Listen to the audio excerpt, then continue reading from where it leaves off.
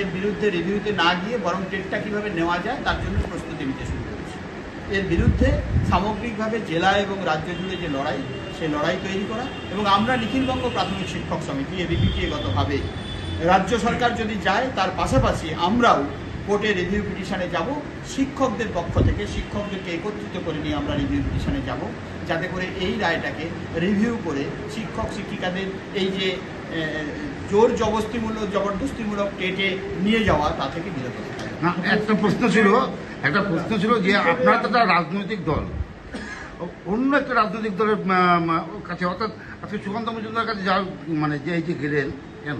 আমরা অ্যাকচুয়ালি রাজনৈতিক দল, আমরা হচ্ছে শিক্ষকদের একটি সংগঠন।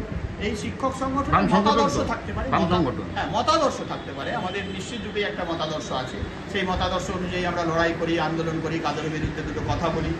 কিন্তু সুকান্ত মজুমদার তিনি আমাদের ভোটে নির্বাচিত হয়েছেন, সংসদে গেছেন, আমাদের কথা বলবেন তিনি। শিক্ষকরা আজকে বিপন্ন, গোটা ভারতবর্ষের শিক্ষকদের কথা, প্রাথমিক শিক্ষকদের কথা তিনি যাতে সংসদে তুলে ধরতে পারেন এবং এটাকে একটা অর্ডিন্যান্সের জায়গায় নিয়ে যেতে পারেন। এই যে ফতোয়া জারি হয়েছে, বিল জারি হয়েছে, আমাদের আইন জারি হয়েছে, এই আইনটাকে যাতে পরিবর্তন করা যায় তার জন্যই আমরা তার কাছে আবেদন করতে এসেছিলাম। আমার কথা হচ্ছে সুপ্রিম কোর্টের যেটা আইন নির্দেশ দিল, সুপ্রিম কোর্টের নির্দেশ তো এটা না, সুকান্ত মজুমদার পার্লামেন্টে তুলে কি করবে? আমি বলছি এর বিরুদ্ধে অর্ডিন্যান্স জারি করে এনসিটি যদি অ্যামেন্ডমেন্ট নিয়ে আসে তাহলে নিশ্চিতরূপে এটা করা সম্ভব। এটা করা সম্ভব।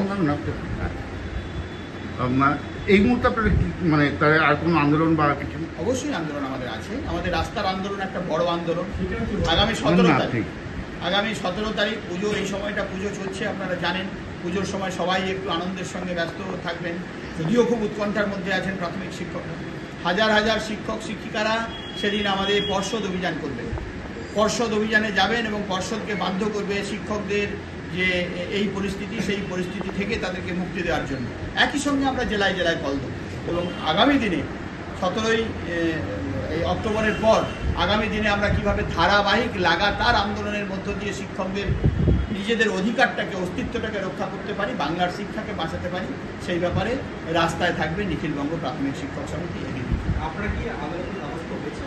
আমরা আদালতের দ্বারস্থ হওয়ার জন্য প্রস্তুতি নিয়েছি। ইতিমধ্যেই আমাদের বিভিন্ন আইনজীবীদের সঙ্গে আমাদের কথাবার্তা হয়ে নির্দিষ্টভাবে আমাদের কথাগুলিকে আমরা তুলে ধরতে চেয়েছি। কারণ পশ্চিমবঙ্গের যে অ্যামেন্ডমেন্টগুলি আছে, সেই অ্যামেন্ডমেন্টগুলি হচ্ছে পশ্চিমবঙ্গের শিক্ষকদের পক্ষে অনেকটা সহায়ক।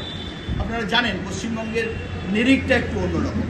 যেমন ধরুন আমাদেরকে 3/9/2001 পর্যন্ত যেমন প্রশিক্ষণ থেকে মুক্তি দেওয়া হয়েছিল, কাউকে প্রশিক্ষণ নেওয়ার কথা বলা হয়নি। আবার একই রকমভাবে 2005 সাল পর্যন্ত এই পশ্চিমবাংলায় 1 ইয়ার পিটিটিআই এবং মাধ্যমিক পাস শিক্ষক শিক্ষিকারা শিক্ষকতা পাওয়ার জন্য তারা ওই এনসিটি তাদেরকে অনুমোদন দিয়েছিল।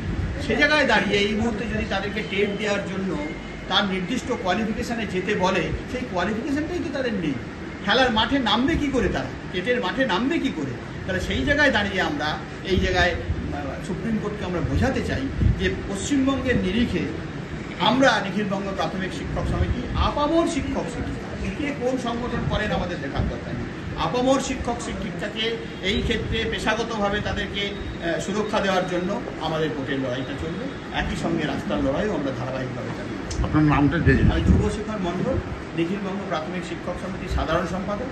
আমার সঙ্গে আছেন মোহনদাস পণ্ডিত, আমাদের সংগঠনের সভাপতি, এবং কৃষ্ণেন্দু রায়চৌধুরী ট্রেজারার, এবং আমাদের শঙ্কর ঘোষ, তিনি আছেন আমাদের কেন্দ্রীয় সম্পাদক মণ্ডলীর সদস্য।